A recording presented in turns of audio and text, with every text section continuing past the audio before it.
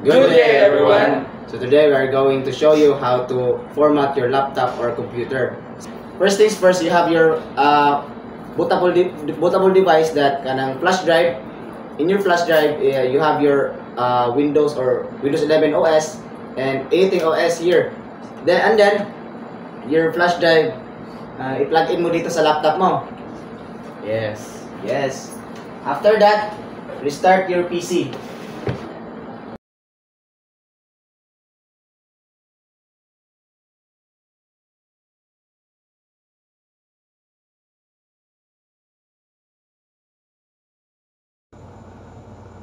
So let's just wait. Let's just wait because your laptop is so laggy. So click the F12 for us to BIOS setup. Nandito na tayo sa ating BIOS setup. So find your flash drive. So as you can see, these are the data USB flash drive partition 1. So we're gonna put it in a primary.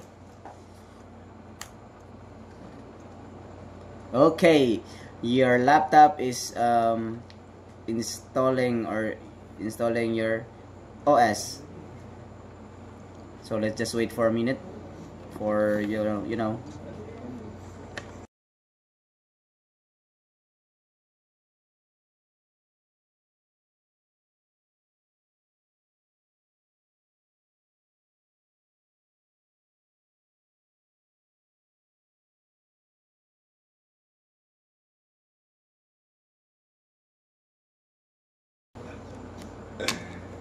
So as you can see,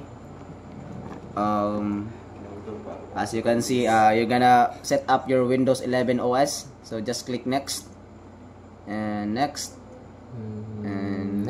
agree everything.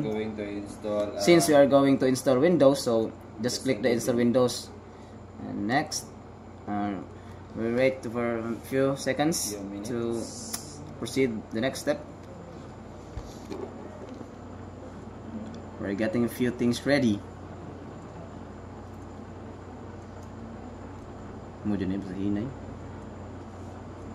Okay, so this is just accept the terms and condition and also the license terms. So please wait for a moment. Partition. Okay, we are here in the partition, so I proceed to the artillery. Next now. So here you need to delete the partition and create another one.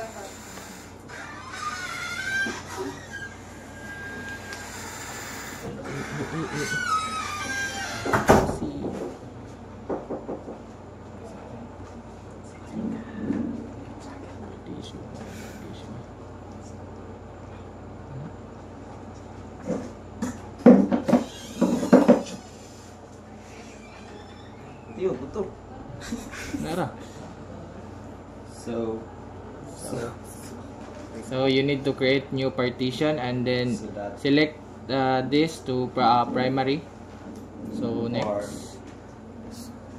So we do have an advanced option for this partitioning. We can actually split the SSD storage into two partition.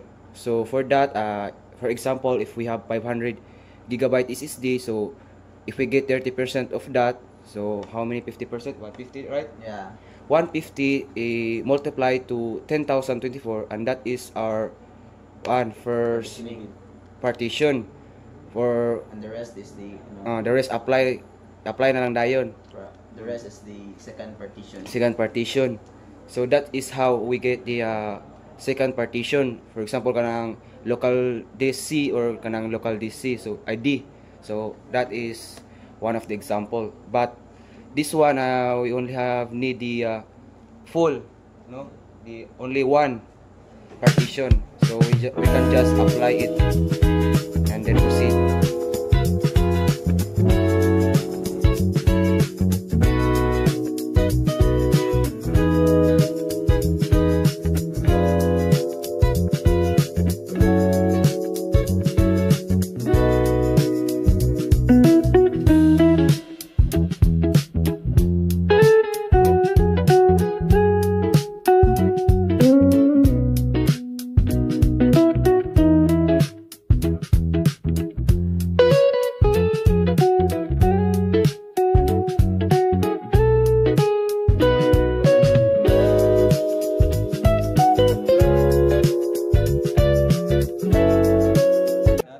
So as you can see to the monitor, wapo kay ka. So we remove this USB since para di siya magbalik-balik since if delete mo ito magbalik-balik sa basa ani nga USB. Tapos Yes. Since we are done installing the OS into our computer.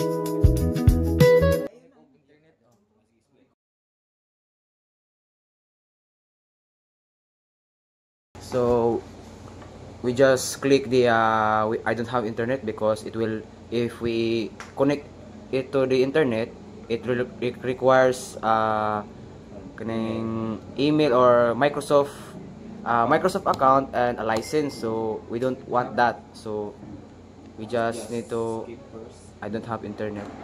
Yes.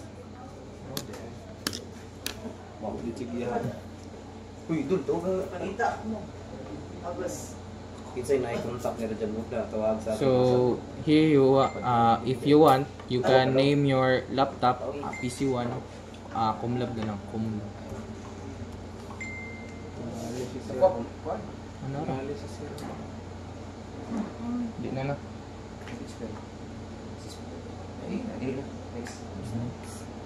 If you want, you enter your password, or if you don't want to have a password for your laptop, so you Yes, click next because it's a public use laptop.